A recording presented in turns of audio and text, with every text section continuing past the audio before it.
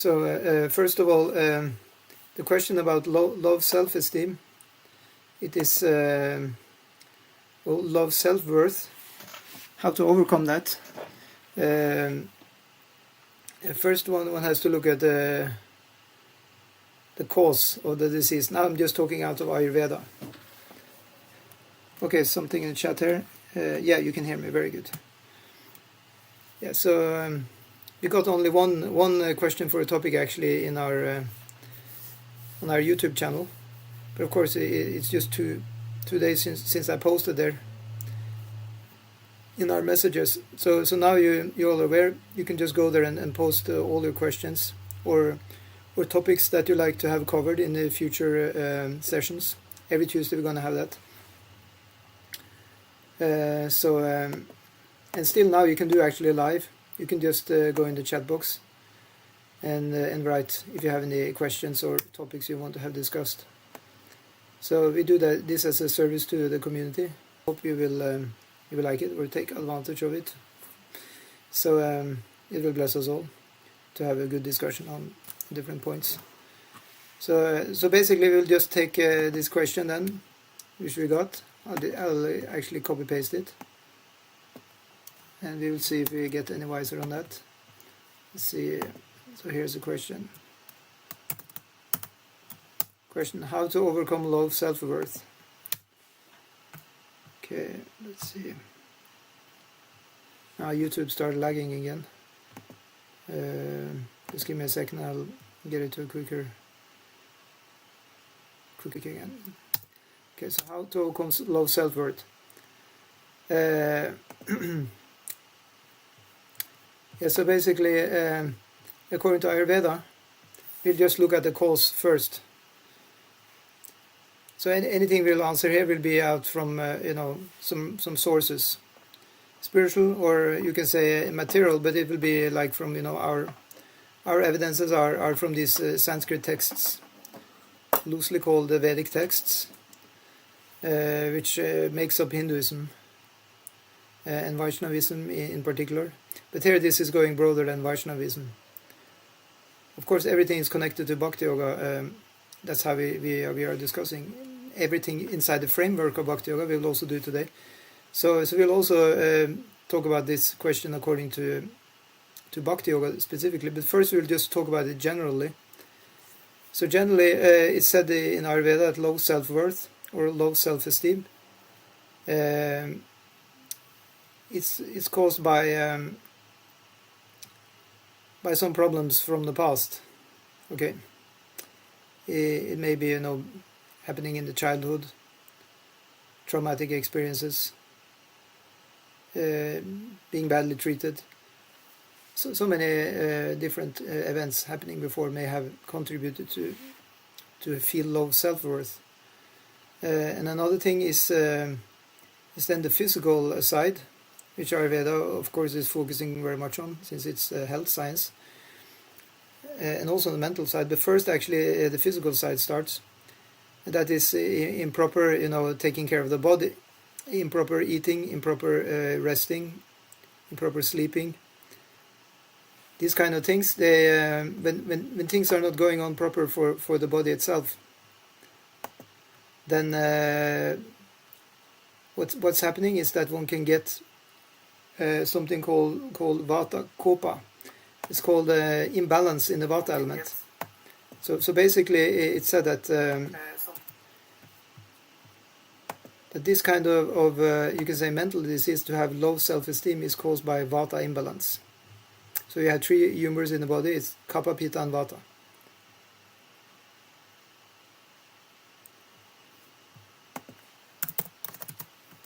Yeah. So vata is responsible for this kind of disease according to Ayurveda.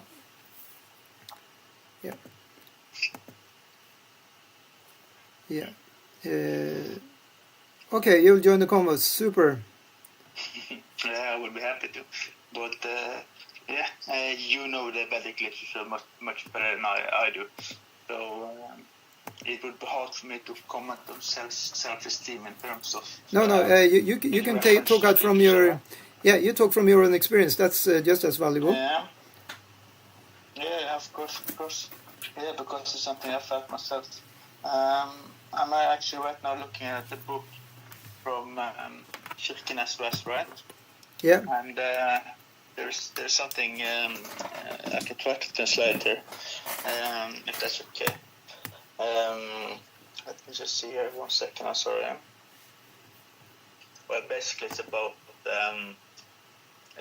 the impact of social media and the phone on the current generation and the younger people in particular, right? And a society where what you're able to prestation, what you're able to achieve is seen as more important than who you are, right? Right. And in addition to that, you compare yourself to like what do you call it, the highlights of other people's life. Yeah, in an environment like that, I think it's natural, really, to feel low self-esteem at a certain point of life. Certainly, And, yeah, because it's kind of like a pyramid scheme, right? Only those on the top are supposed to be the good people. Absolutely. So that means the majority will be unhappy. Yeah, and those at the top are probably the worst people also, in a way. Because, you're elbowing your way to the top usually in the material world, right? Absolutely. So that's why the whole thing, yeah. Another problem is that, like, when you try to imitate people, when you try to, like, pretend that you are something you are not in order to gain approval, instead of trying to, instead of being authentic to yourself, I think that also hurts your self-esteem, right? Exactly. That's the thing, yeah. Oh, I get a question there. Oh, he cannot join the Zoom. Oh, that was the problem. I messed up the Zoom, I think. But you were able to join. How did you join the Zoom? I just clicked the link you sent me. There was no problem. Okay. So I'll tell him. Christopher is trying to get in here. Yeah, of course, we need Christopher. I hear that is like a 10x from 0 to 100. Yeah, I probably just need to put the link for him here. Let's see. Just give me a second. You keep on talking, and I'll just copy paste the link here. Sorry. Yeah, it's hard for me to actually say something, but I think one point that maybe you could expand on is that, like, the Vedic or Hindu tradition talks a lot about false ego, right? Identifying with false ego. Don't you think that could be a cause of low self-esteem? Yeah. Just give me a second. I just right here.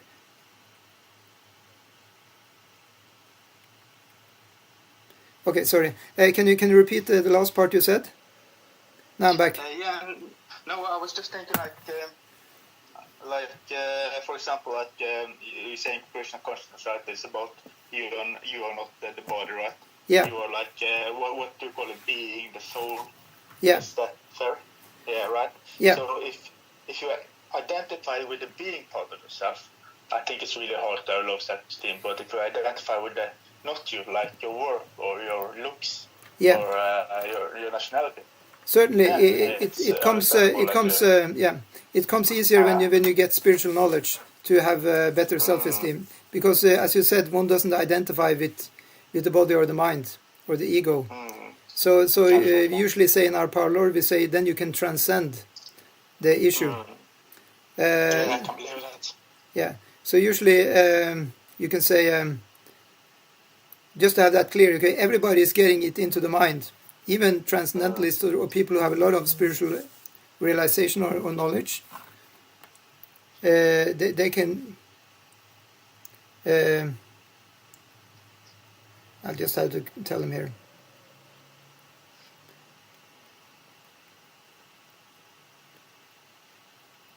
Yeah, sorry. He's just used to the old way of logging in, but I forgot to have that, so you just need to queue up and I'll let him in.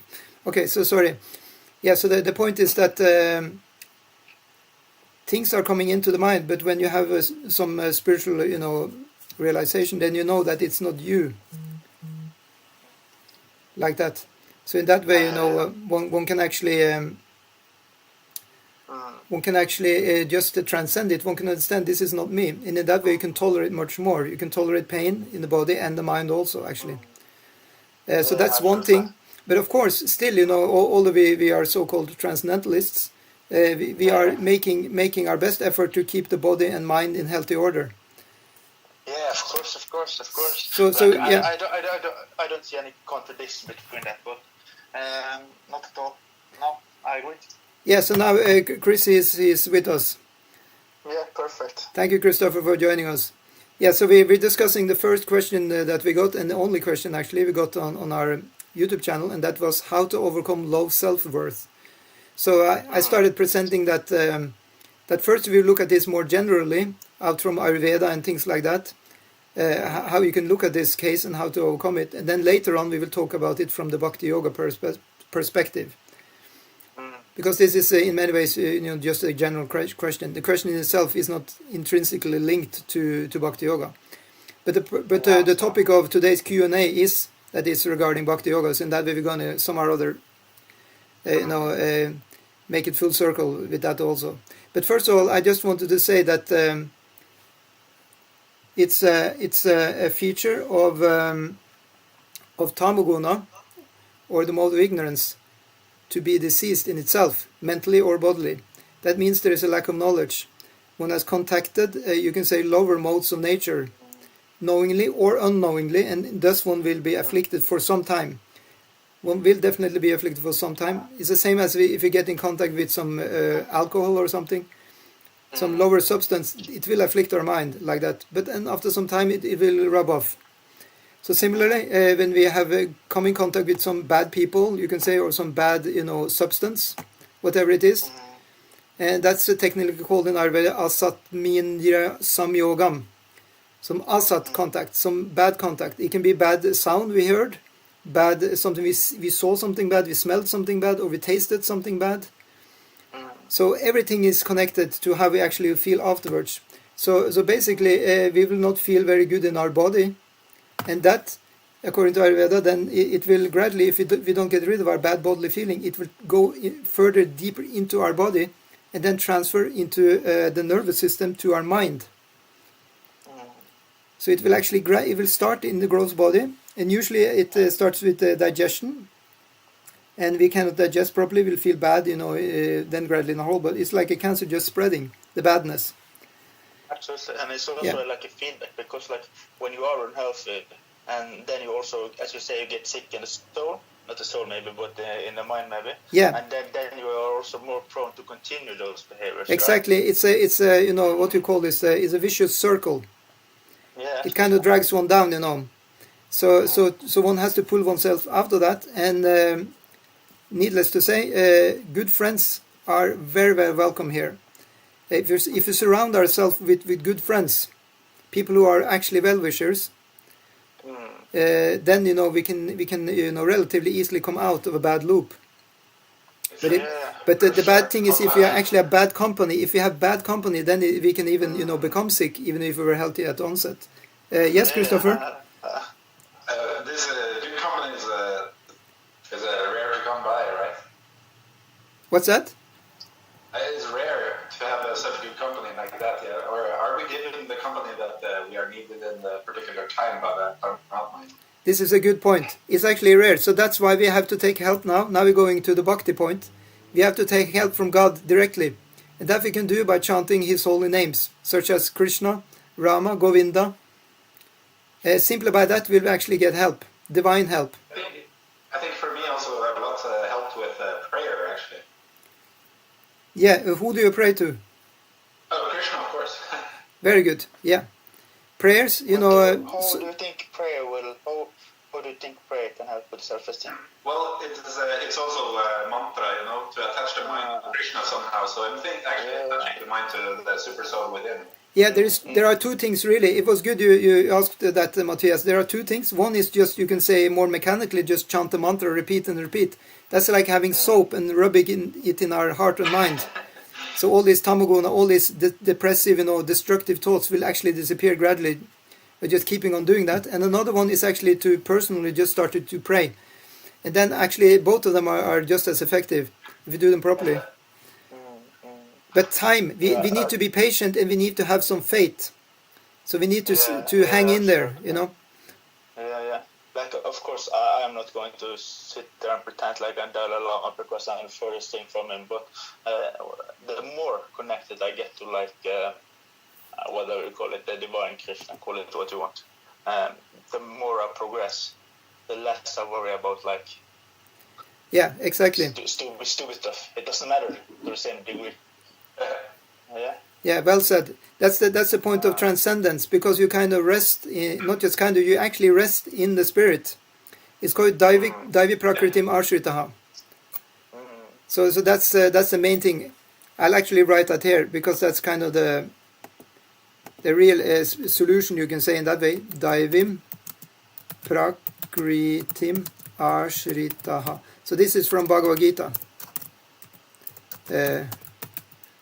Anybody remember which verse number? I think it's maybe in the 9th chapter. That is like resting in the takes pleasure in the higher nature. Yeah, in the divine nature. Yeah, and to give to give some room for other groups. It means any kind of divine practice you do, really. Even Viking divination is also giving you self-esteem. Whatever, because this is actually on the divine level. So that's all fine, But of course... Sorry to interrupt, but this is really important. Yeah. Does doing crusades also help? Well, you can say these things are temporary, you can say, when you are... Yeah. You for some time you will feel that you are great, and you will feel that you won over some enemy. So this is all very fine and good, but later on you have to fight again. I guess it's okay because it's your occupation, right? It is 100% okay. That you're God's, worker, actually. This is 100% okay. Yeah, this is 100% okay. So daily we have to have a fight, against the. I mean, I heard, I'm sorry for the, but there are many people who have said that, sports stars, movie stars. They said that every day we have to take a fight against, our dark side. Oh yeah, every morning. Every single day, And which kind of technique you use, that's up to you, really. That's at your discretion how you do that. But we have to take that fight every day. Just getting up in the morning, brush our teeth, get some proper food, do some proper work to feel good, right? Yeah. It's like having to start rekindle the fire every morning or something. Every single day. It's a daily practice, really. And then we talked about negative feedback, which is cycle. This is like a positive. Yeah. It's a daily practice to get ourselves feeling good about ourselves, actually. Maybe this, yeah. And especially feeling good in relation, with some divine nature. Could you elaborate? Oh, it was just supplementary to what we just said, that we want to identify with the divine nature, the spiritual nature. Yeah. To identify with the divine nature, that's the point. Yeah. That's great. So I'll write that under the Bhagavad Gita verse. Yeah, perfect. It means I'll write it to identify. Let's see if I get it right. To take shelter of and identify ourselves with. Yeah.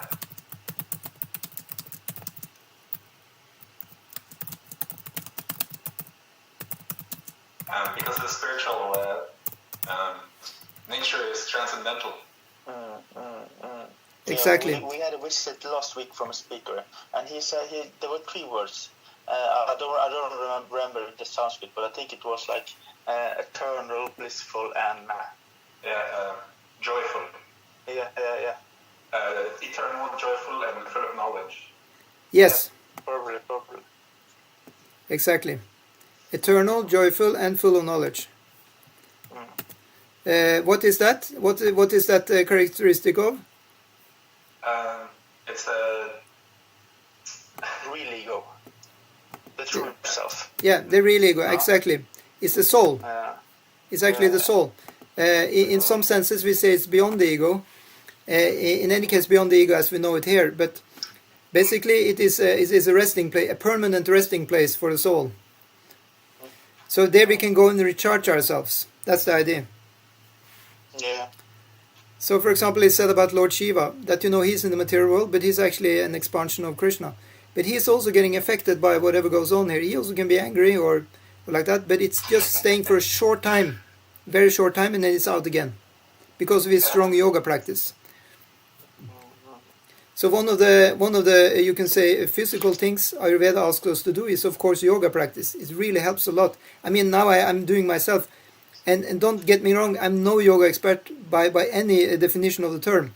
I just do a few kind of postures which I learned myself. It's only like 2-3 different things I do, but I just do them, and I breathe very very calmly, and I really take care to really relax every fiber in my body. And every time I do that, I really can get back into myself and feel actually good.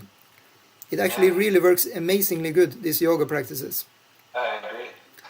So that's highly recommended to overcome not only low self-worth but any kind of ailment, really. Yes?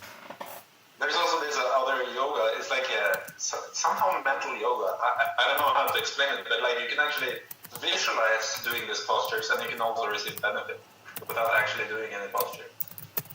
You can just visualize it. Yes, you can sit still, just imagine you're doing yoga and actually, get the benefit from doing yoga. That's amazing. I never tried that. I don't know. It's probably you get some connection with, the subtle body, that, you're getting better situated in the subtle body. But definitely it's working. It sounds. You tried it? Yeah. It's like I can... for instance, when these boys were here on in the Scandinavia, they were doing yoga, in the morning, and I didn't join them physically, but I joined them mentally. I was also thinking I was doing, the postures in their mind and stuff, thinking I was doing them, ordering the body to do them, but not actually doing anything. And I was also feeling, great relief and benefit from Whoa, that's great. Yeah, that makes perfect sense, really, because it's said that we can even serve Krishna in our subtle body, and we will have the same benefit as if we did it with our gross body. Yeah. So that makes very good sense. So you don't really need any material condition to fulfill different practice of yoga require mental equilibrium to actually mental stability. You cannot really practice any yoga without that. So. Exactly. So that's but sometimes one can get you can say divine help, even though one is completely disturbed in the mind and the body. Yes. And that is called mercy. Yeah, in the most precarious position, it's not very dangerous if you have a divine protection. Yeah. So that's why prayer is really a good idea.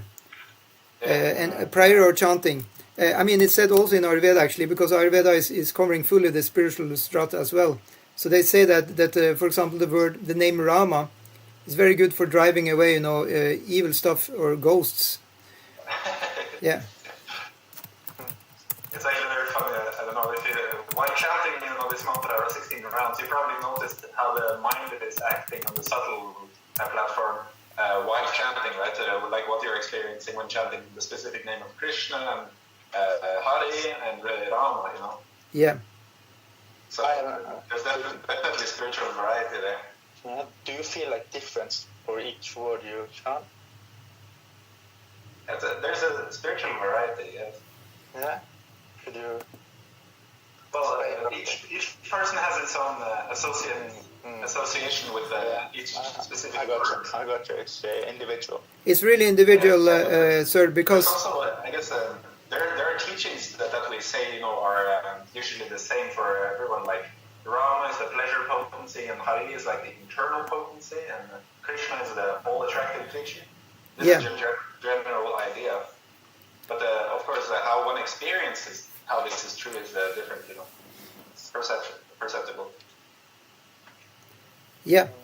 Your approach to the Hare Krishna mantra can be quite personal, or it can be kind of you can say general or kind of official. It's up to you really, and how much you have gathered, the spiritual realization when you chant it. But in any case, it's working just as soap for cleaning, the hands, for cleaning the heart. Yeah, for sure. Yeah. For sure. So in the beginning, it was painful. Do you relate? It was not painful, but I was like faced with like a very ugly part of myself. I felt. Yeah. That's my experience at least. I don't know if that's true. I don't know. It's also a personal experience, but for me, in the beginning, I was trying just a little bit chanting, just out of curiosity and stuff. But then after some purification, years of purification, I eventually chanting with after coming back, after leaving the chanting and the practice. I was coming back and then, realizing how sweet it was to just chant, freely. And then I can have a really good pleasure, chanting. But then it like turns into my attention turns elsewhere, suddenly I'm engaged in some other kind of worship or... like what? Yeah. So really... But I don't know. For me personally, the mantra is it's such a protective, somehow very protective. Like at least trying to understand in the consciousness science of consciousness, where it's like you're trying to protect your consciousness from, say, advertisement or something intruding like that. The mantra is just gold. It's nothing better. Yeah, basically the highest, you can say, benefit you could get is to actually realize yourself 100% spiritually. Then the mind will be completely transcended. So in that way, one would be on a good way to actually never again have low self-esteem, even in the future. If one actually become liberated, from the material world altogether. Because it's said in the spiritual world there is no such thing as low confidence. Yeah. So that's the absolute solution, which we can write here, like permanent solution. It's called Vaikuntha, right? Yeah, to enter Vaikuntha by devotional service, bhakti. Yeah. Yeah. Have you covered bhakti or? Because I'm looking briefly at chapter 15 as we speak now. Chapter 15? Yeah. What does it say? Yeah, what does it say there? I have to get that now. I mean, it's nothing like, for example, first Arjuna asked, is it better to serve, how to say? Is it better to renounce it or the devotional worker? Yeah, and also is it to the impersonal or is it to the personal, right? And the answer is to the personal form in devotion, right? Yeah, the verse is like I think I know who is the best in his worship. He worships the super soul living in every his personal truth, or he who it was something like that, who worships you directly. Didn't Arjuna ask him something like that? You mean in the Gita? Yeah, in the Gita, yeah. Arjuna is asking who's the better yogi? He who worships the impersonal truth or something? I can try to translate for Norwegian the first text of 15. Oh, fuck. I'm sorry, of 12. But sorry for swearing, but the first verse in 12. Arjuna asked what is seen as the most complete. Is it to always be engaged in devotional service, or is it to worship the impersonal Brahman, the unmanifested? Yes. Exactly. And the answer given in the next word from the highest personality of God is that this devotional service to a personal form. Exactly. So that's the surest method. Yeah. Yeah, absolutely. So in that way, I mean, it said you can also get rid of all troubles by getting a Brahman, fulfillment. That means merging with Brahman. But unfortunately, then you also lose your personality. So in that way, it's better to be a person. Yeah. So because you wouldn't miss to be together with your best friend. According to Krishna himself, he is the best friend. He says he's Surit. So if we trust that, we will have a better time being with him than kind of just merging with everything. Yeah. Speaking for myself, I much prefer the personal approach. Yeah, isn't it? Yeah. What I think in relation to self-esteem, right? It's two things. It's that through serving God in its personal form, you're also getting closer to God, and maybe God also gets easier to relate to. So that could be a way to to lift your self-esteem, and also just a very practical service, right? Of shifting the focus from yourself to the other person. What can I do for you instead of exactly? About, I am so aware that blah blah blah blah. That's the point. I also think that's really helpful. To actually try and do something for others, care about others. That actually is a magical fix. That's often overlooked actually. So I'll write that also, to care about others. To spend more time caring about others. Yeah, I think that is crucial. As long as it's genuine, yeah, absolutely. Because the thing is okay, for example, if I get nervous, right, I'm like, I must be such an idiot. Oh, everybody laughing at me, right? But if I see someone else being nervous, I don't think that about them, I think exactly. Okay. So actually, you're just shifting. That shifts the focus. Yeah. So it's kind of a mind hack.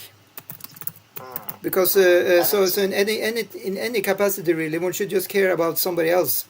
In that way, the focus will be off our own pity. Self-pity is sometimes called self-pity, and it's actually, it really is. It's actually some form of egoism even. Yeah, it is, but maybe that's a little harsh, because I don't think it's Yeah, I know it's a little harsh. More insecurity. Yeah, I know it's a little harsh. It really is. Sorry, I mean... No, don't apologize, I just wanted to add... No, but you're right, I get completely what you're saying. I mean, sometimes you have this kind of... what do you call this? That's kind of one way of training up a person. I mean, I heard that, for example, I heard, from one of the guys in Metallica, he said he had an alcoholic problem or something. And he said he paid a lot of money to be sent to some kind of training place. And so he subscribed, to be there for 2 weeks, no, maybe 2 months. And they treated him really badly there, They just shouted at him to make him man up, and get himself together, get his life together. And it really worked, he said. After these 2 months, he was free from his alcohol abuse. Really? Yeah, because they were a little harsh to him, They didn't give him too much, They wanted him to do something for others. They're kind of pushing him and telling him that. Yeah. Of course. They didn't make him a helpless victim. Yeah, they didn't listen to this victim mentality mood.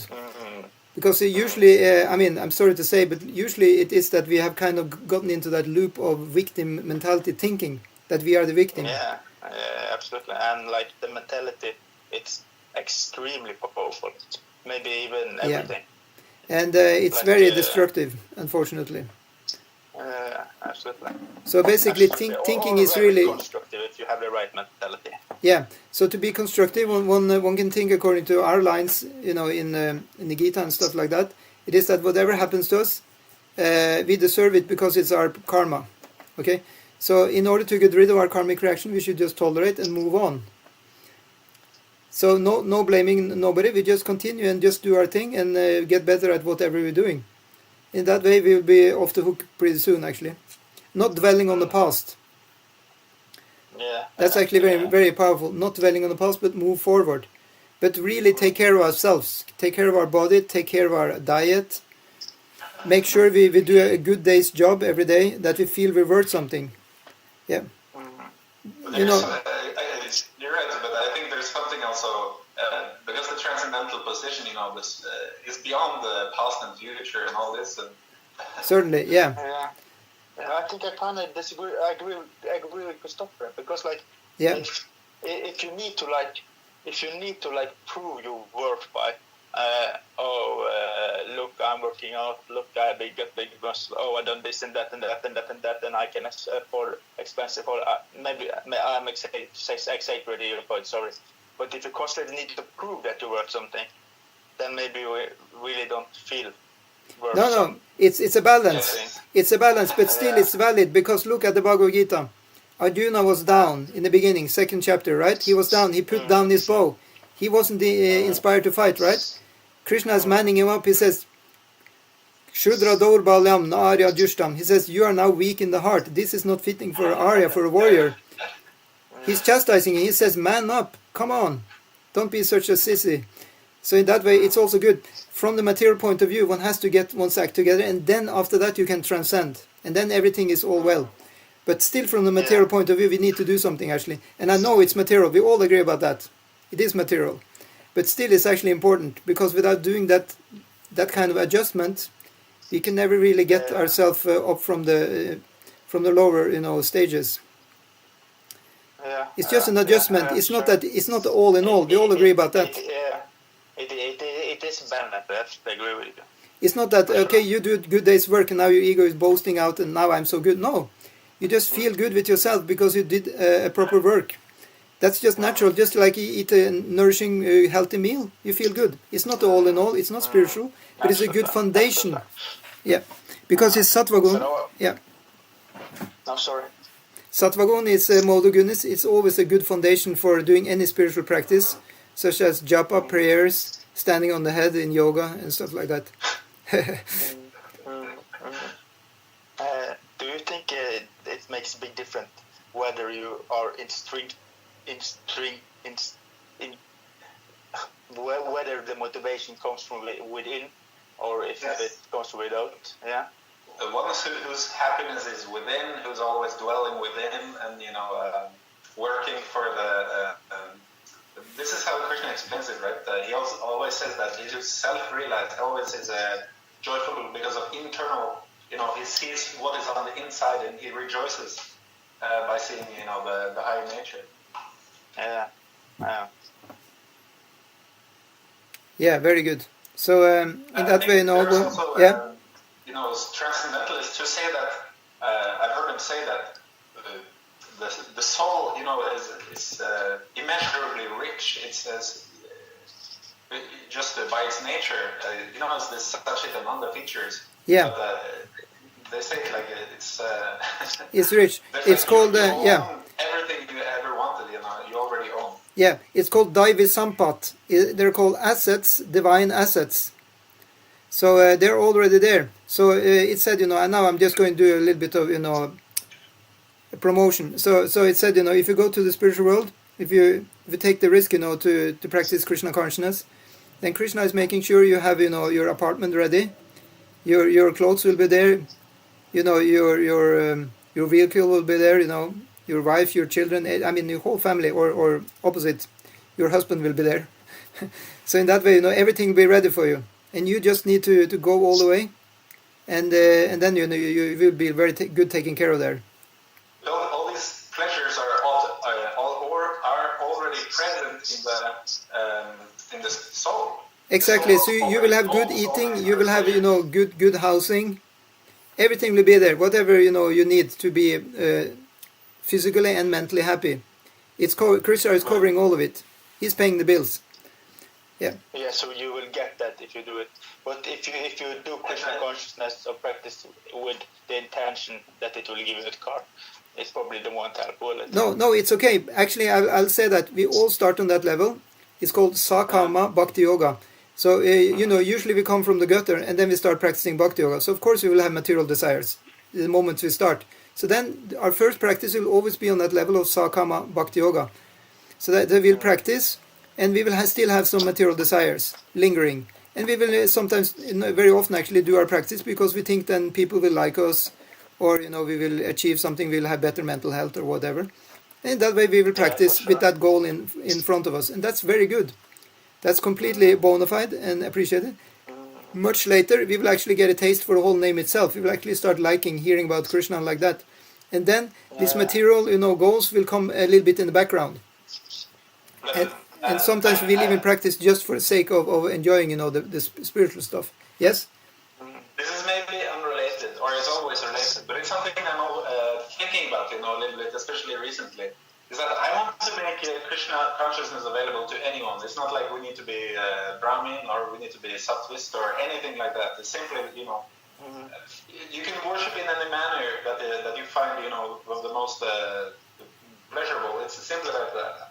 I think, because I think people, they cannot always even identify with the eternal nature. So somehow or other, we give them the eternal friendship of Krishna, just Krishna, or some form of it that is worshipable for anyone, It's true that according to adhikar means kind of your propensity. If you have a very strong adhikar for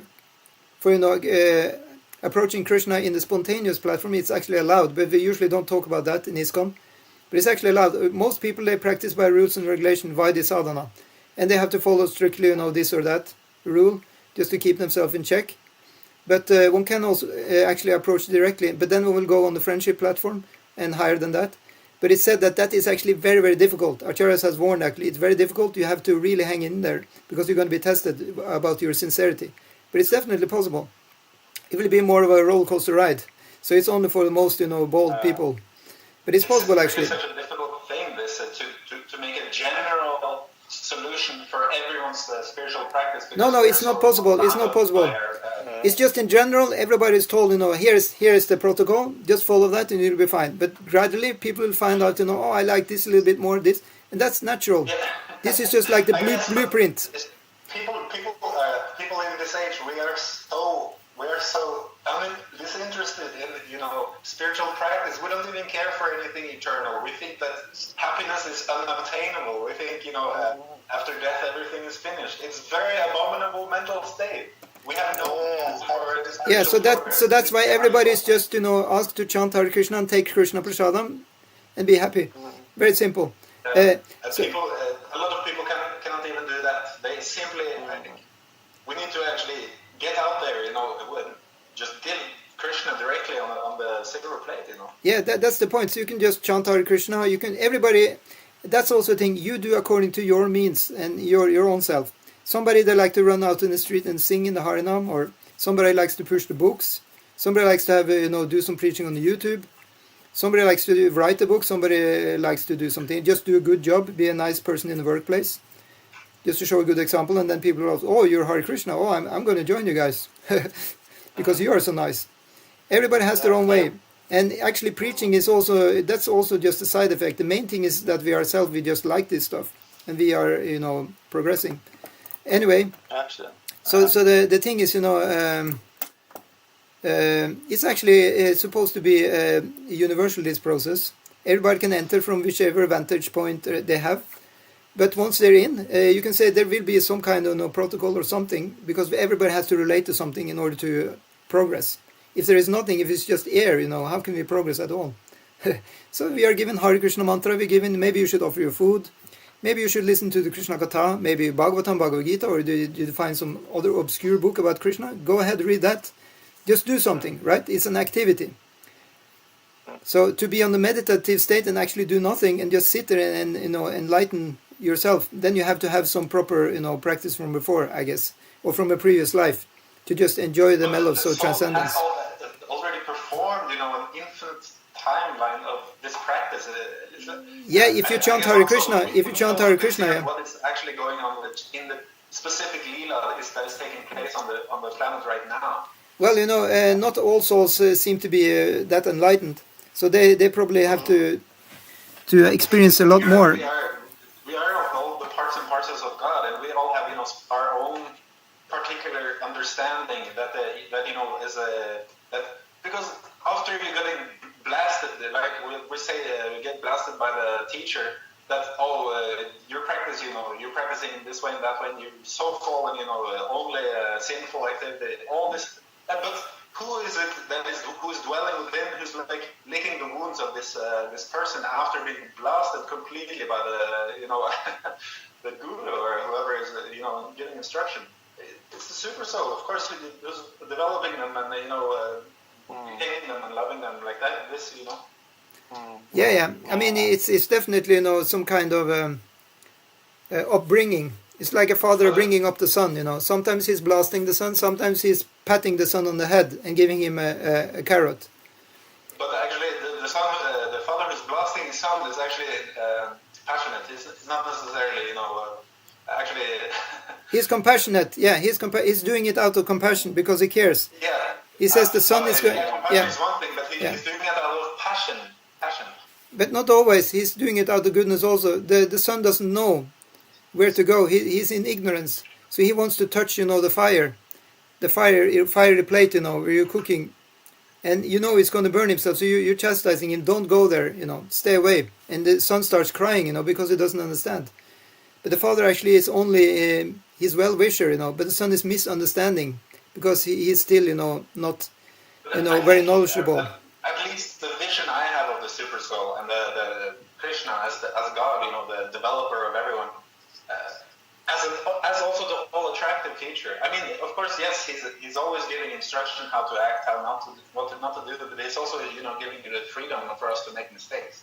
He's doing that all the time, and we are just going through this process by trial and error, really the process of life. Yeah. At the same time, he's giving us also some good some good-hearted, well-meaned, tips and tricks. Sorry, what does Krishna mean when he says to Arjuna, to surrender unto the super soul within utterly, surrender unto him utterly, completely? What does that mean? Well, he needs to have full faith in him, right? I mean, Krishna is speaking to Arjuna, and he tells him to do this and that, and then he says, surrender to the super soul. So in other ways, Krishna is saying, I am the super soul. He is actually saying that later.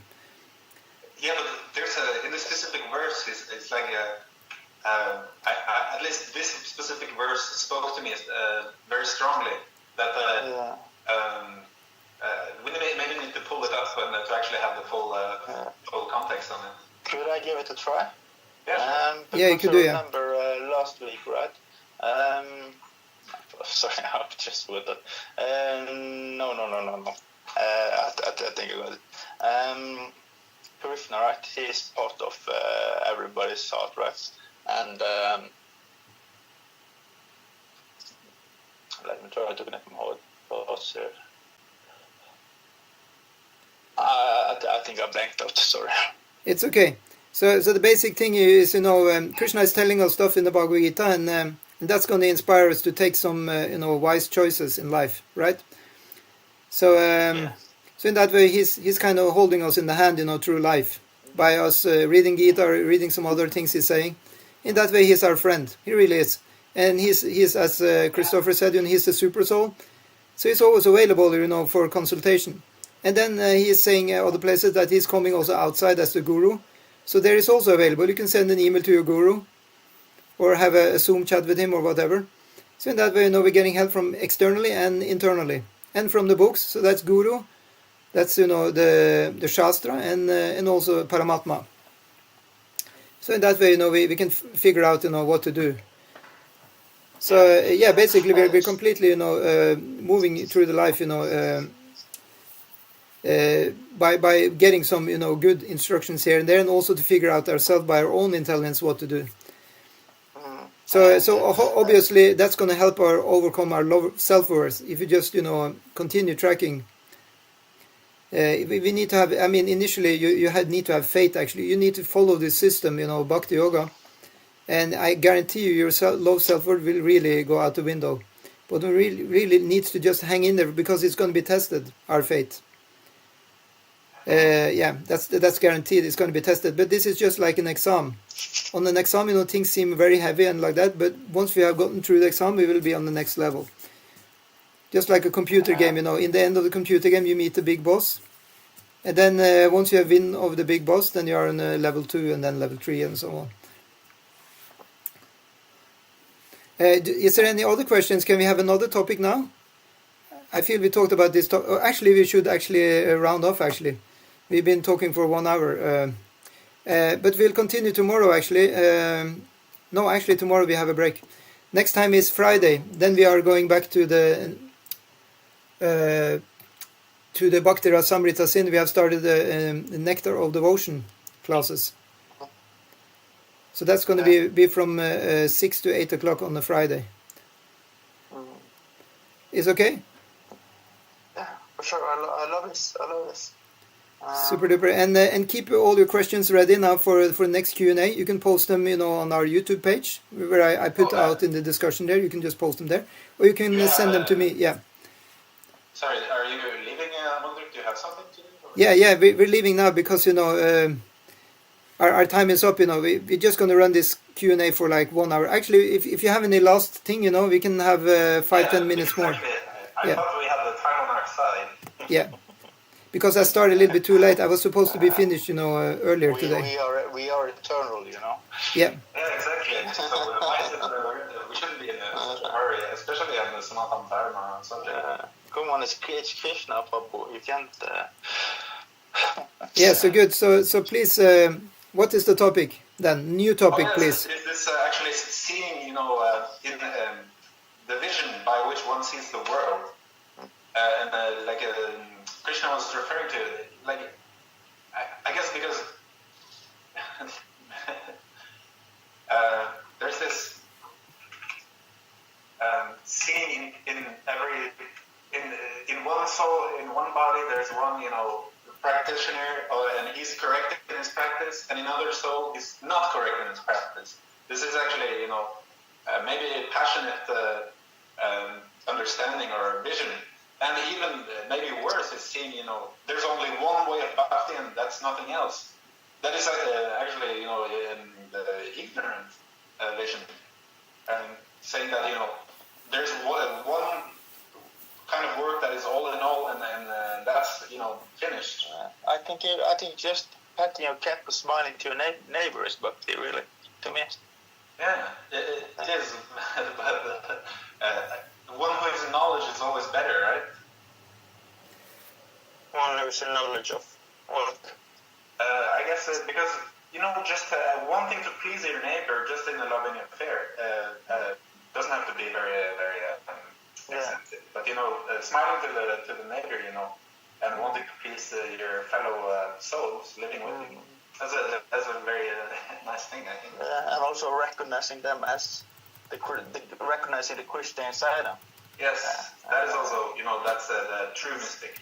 Who actually sees the Krishna inside everyone. Yeah, so what's that topic which you mentioned? Can you summarize the topic you're discussing? I guess it's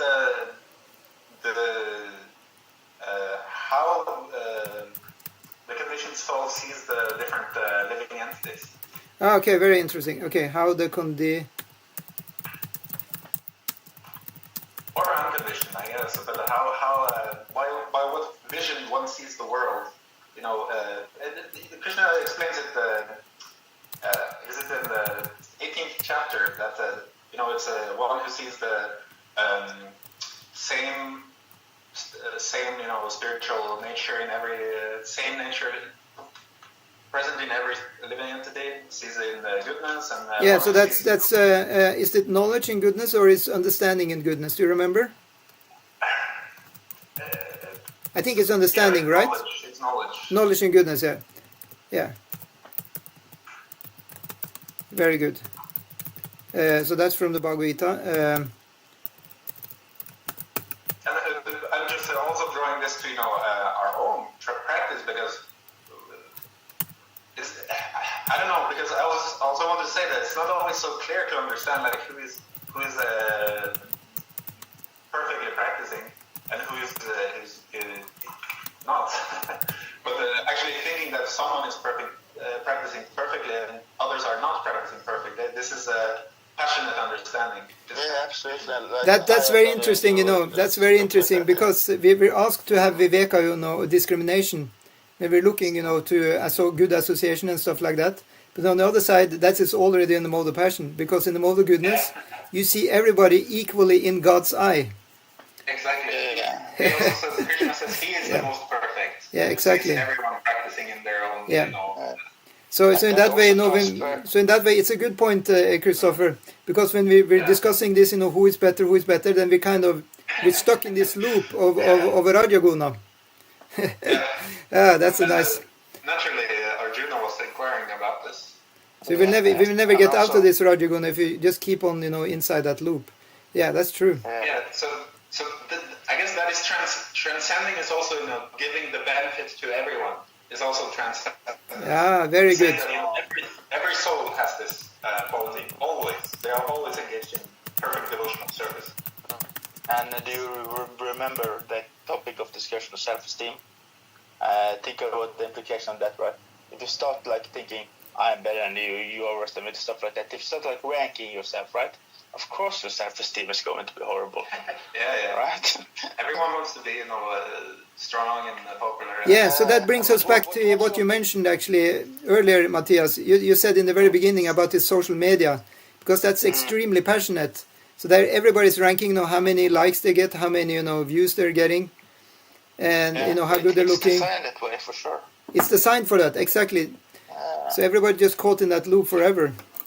It's like cocaine for babies. Yeah, it's like a drug, exactly. For real. What did you actually say? I didn't hear that. I call it for babies. For babies. But it is. It actually is. Right.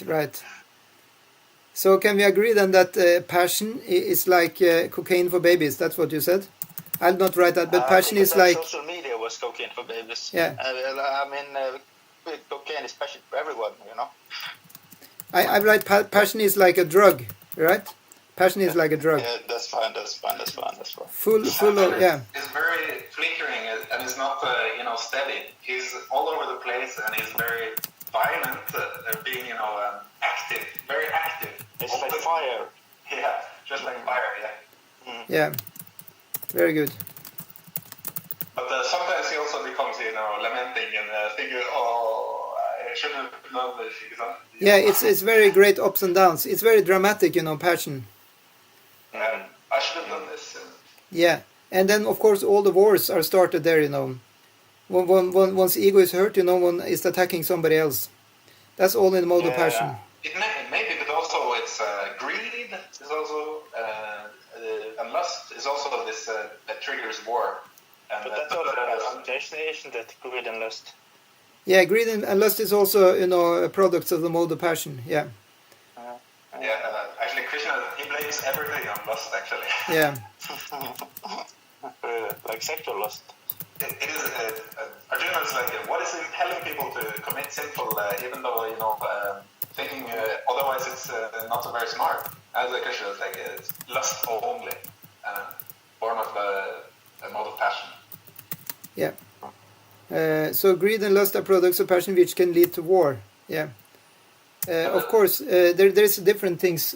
If one is using this passion for service of Krishna, then it can be transcended. Then it's divine lust. Then it's like thinking, I want to give Krishna a nice flower. It's divine lust. Or divine lust / desire. Yeah. Maybe it has a completely different spiritual name. It really has. Yeah. It's like you said, I want to give this flower to Krishna. Yeah, but it is actually exactly the same thing we're doing in the material world. I want to give a beautiful flower to a pretty person who I like, but it's like it can be spiritualized so easily. Yeah, but do you want to do it because you want to share bed with them, or do you want to do it because you want to make them happy? That is actually... that's a difference there, don't you think? It depends on one's nature, actually. And if one is in goodness nature, then one is simply taking whatever they get, not expecting anything. And passionate, maybe expecting something, and I don't know, that ignorant may not even, he will not actually perform, the gift. He will just think about it, maybe. Yeah, so in ignorance, it will not really manifest. Yeah. But it's like you can completely spiritualize everything. You don't even have to... just by thinking, this pretty flower, which is Krishna's energy, I want to give it to, already then, it's just thinking that it's Krishna's energy somehow. It's in a very close connection with the spiritual nature. And I agree completely. But a little comment on that, right? Because Srimad Bhagavatam, Canto 1, Chapter 1, 10, learned one. In this iron age of Kali, men almost always have a short life. They are quarrelsome, lazy, misguided, unlucky, and above all, always disturbed. So like that is the reason, as far as I understand, given that doing japa is like the advised and preferred. Well, it said that kirtan is the advice actually. Yeah. Japa is not mentioned actually. It's mentioned kirtan. It means glorifying Krishna. Yeah, sankirtan.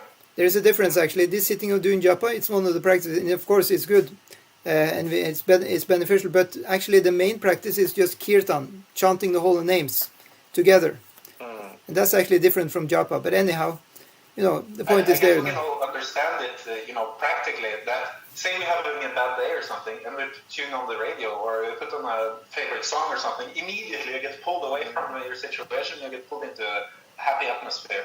It has so much power. This sound music, absolutely, for sure. Like you can brainwash yourself, and you can brainwash yourself to become a gangster from New York, or absolutely. Yeah. Sure. Because just remembering the lyrics of a song, they say something about yogurt or something, immediately you want yogurt, right? Subconsciously. And there's so many connections, like the mind is so complex that any association you have with any song, is triggering in the brain. And it's very strong, and also the music industry and the marketing industry is like they are very aware of this. Yeah. It's called the product placement, right? Product placement. Maybe I don't know the exact term, but the thing is, like the money people, they know how to. Yes. They know how to brain forms, attachment. They know how to make you kill yourself if they can benefit from it. Yeah. Anyway, so if we stick to the diving prakriti ashrita, we will be saved from all these rascals, right?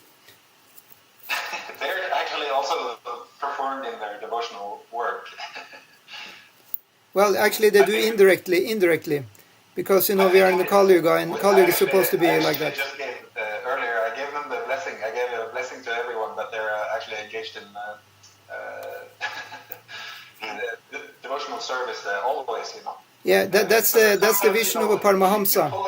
You pull in the marble bag, like what? Okay, in the spiritual world, we're going to have a. I was like, I pulled a bad apple from the bag because I get to be a demon who controls people with the music and stuff.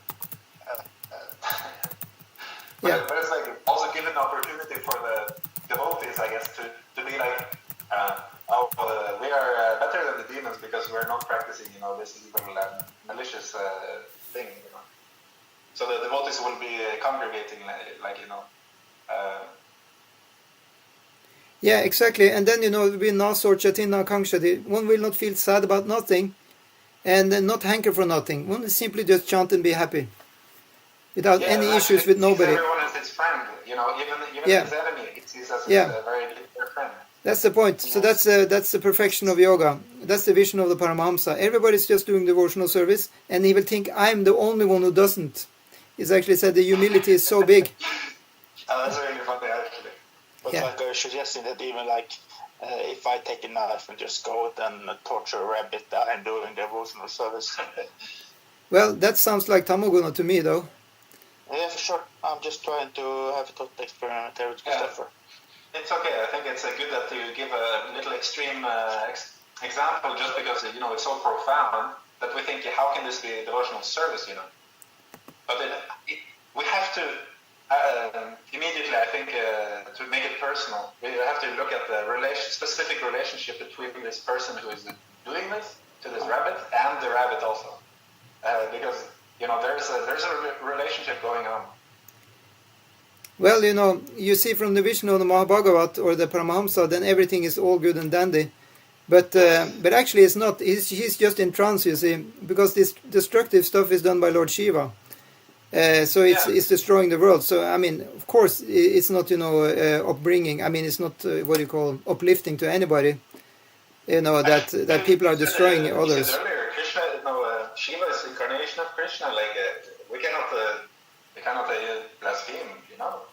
Well, you don't blaspheme him. You just acknowledge what is there. Krishna himself says, all these demons who destroy, I send them down to hell. Krishna says in the Bhagavatam himself. I think I agree with you that I guess some of the words you can use to describe the work that is done by the dark nature, tamasic nature, is destructive and it's meant to. Yeah, you see, it's called adharma. Adharma. With these kind of words, So you know what it's called? It's called adharma. You heard that word? Adharma. If one doesn't follow the laws of the universe, it's adharma and it's punishable. No matter if you're a devotee or not, actually. That Krishna is actually arranging. You see, for example, in the battlefield of Kurukshetra, he's on the case of Bhishmadev. Bhishmadev is a devotee, but he didn't follow Dharma. He joined Duryodhana's camp. And so Krishna is ready to kill him, actually. You know that story? And that's explained, that it's just to show that because he did adharma, he's still going to get, chastised for that.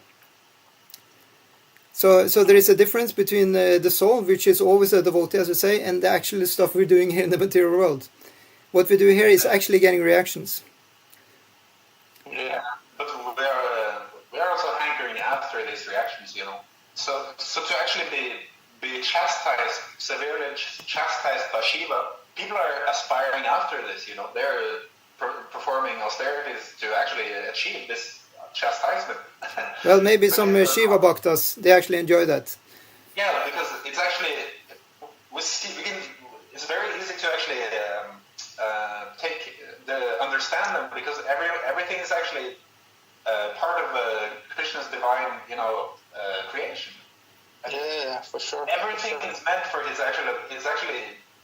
everything is tailored perfectly for his perfect amusement, eternal amusement. So sometimes he enjoys the leelas, Narashima just ripping apart, a demon or something, and the demon is also taking pleasure, Well, the demon is actually a devotee. You know that everybody who played demon in Krishna's pastime is actually a devotee.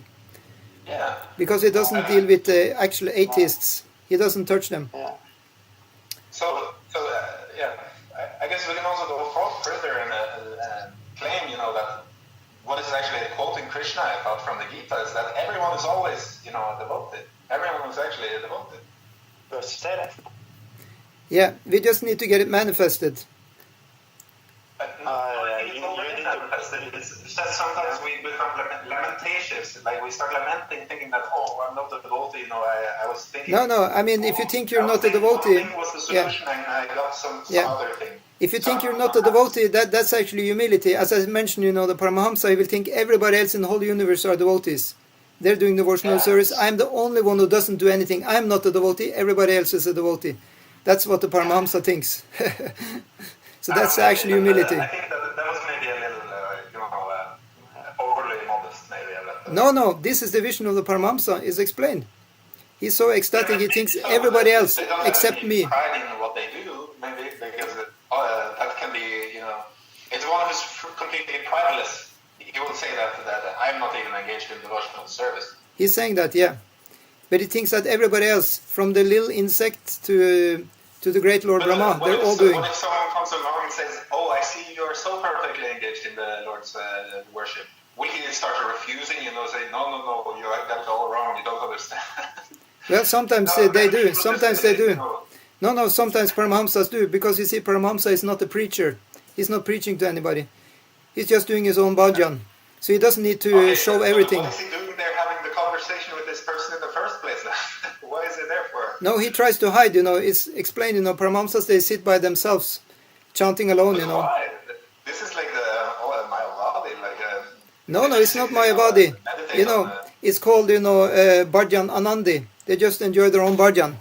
There are a few examples of this in Vaishnava history, Vamsidas Babaji, Gorakishore Das Babaji. I know about this. They're very actually exalted because, but I don't know. I don't know. Want to make it sound like I'm criticizing, but it's like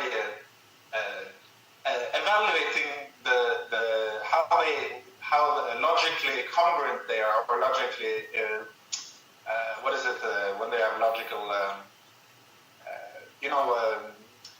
because they have certain aversions and they have certain attractions. Not very strong attractions, but they certainly have aversions, right? They will not mingle with anyone who's not devotional. No, it's not because of that. It's not material. You're misunderstanding.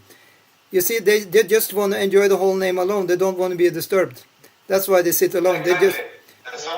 They're just enjoying. Discriminating vision. That's okay. No, it's not. It's not necessarily discriminating. But it's not here where other people are. No, it's not necessarily discriminating. Just imagine yourself. If you chant the Hare Krishna, you find it so enjoyable. You simply forget everything else. That's the Babaji. That's.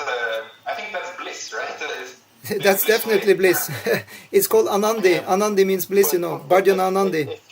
Yeah. But if me, Matthias, with my 110 kilos, then come entering his cave and sing Hare Krishna, Hare Krishna, Krishna Krishna, and he gets disturbed. Yeah, I agree a little bit actually. It can be a little disturbing by thinking like that, because you're trying to get the flavor of what kind of taste is going on there. And it's like, it's very intense, anchoring this Hare Krishna, Hare Krishna, Krishna. It's very intense. Yeah. I mean, it's a mystery, One who's in bliss, he will also be like, oh, can't you see how amazing this flavor of this, they will just drink the nectar of the name, dance and, like Chaitanya, pass out. Well, not everybody, everybody are different, Not everybody is acting the same. People have very different minds. So some people will just be very, very introspective, I mean, what do you call this? Introvert, yeah? There are a few introvert devotees, they just like to do their own thing. There are many of them, actually. They don't like to mingle with people. They're not social people. Anti-social, Yeah, and I would never say that there's anything wrong with that, but do you think they're like... I mean, we don't understand them because we are social, but some people are really anti-social. They just like to sit with their books, chant alone. They like to be, they prefer their own company, actually. Sure, God bless them. And many of them are very deep thinkers also. Yeah, of course they are. That's why they want to be alone, because they don't like an intelligent company, because it takes them out of the bhava. They have come to a certain level of thought. The symptom of the neophyte practitioner. Not necessarily. The most advanced practitioners, some of them were like that. Actually, understanding what Krishna is saying, he's saying that one who's really learned, he will actually be, completely immersed wherever and whatever he's doing is in complete immersion, No, Krishna is saying many different things. He's talking in the 11th canto of Bhagavatam also about the introspective yogi, the introvert, who just sits by himself and doesn't want a disturbance by anybody. He's talking about that kind of yogi. Like the ones who is doing Python yoga, he just lies down and he doesn't care about nothing. He's an avadut. They're called avadutas. They don't care about any social customs. These are very advanced. Yeah. Exactly. I think this Python yogi is actually very sweet because he's transcendental, Yeah. So being a Bum is the supreme spiritual achievement. What did you say? Forget about it. So. Anyway, we covered some ground today. We definitely did. So please, collect some questions and topics for next time. So see you in a week. Of course, not in a week. We see you on Friday. We'll continue, our Bhakti Rasamrita Sindhu. Yeah. It's going to be that long. Well, we can find something. But you see, I have some other stuff to do in the evenings. But maybe in the mornings we can have. If you're ready, we can have some Bhagavatam in the morning. If you're in for that, I can send you an invitation tomorrow. What time? Well, it will be a little bit early, maybe like 9, 10 o'clock. No, I will not have time for that now. Sorry. Okay. Okay, we can find out. If you have any suggestions, just send me, some text. Sure. So thank you so much, dear devotees, for your great company. Thank you. So we'll zoom out. Hare Krishna, Christopher Prabhu, thank you for your good participation. See you next time. Hare Krishna. Hare Krishna. Thanks a lot. Thank you.